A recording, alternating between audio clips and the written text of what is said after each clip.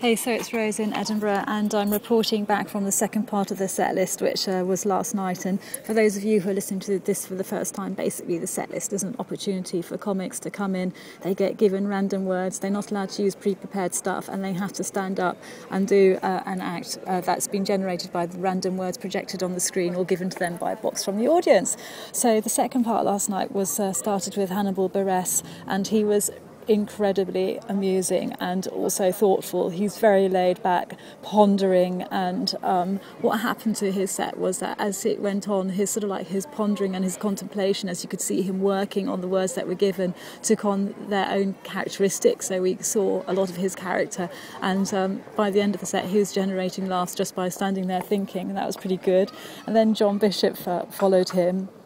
John Bishop comes on stage, he's a bit like a whirlwind really when he comes on stage, and his approach is quite anecdotal and narrative, and he has a really easy manner and an incredible confidence. So he's a guy who's really, really easy to laugh with.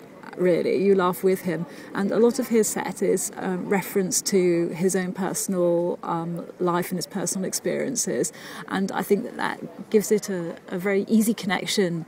So you're taken in with what he's saying, and you find the humour very, very quickly, because he's personal, but he's confident, he's genuine, and he's kind, and so his comedy, which is a lot about life and about the intricate truths in life, is something that you are very easy with, and it's very reassuring because he's so confident. So although his comedy is so intensely personal, it's also a very comfortable experience. So he was really good fun.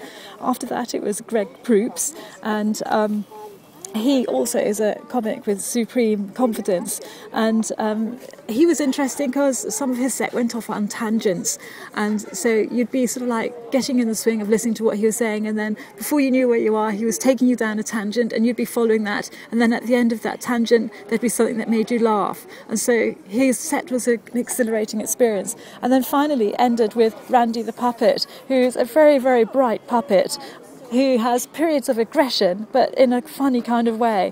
And he's also a puppet with an attitude problem, but his movements are brilliantly expressive, and he's really unique, I think. And basically he had the audience in fits of laughter. So that was the set list last night.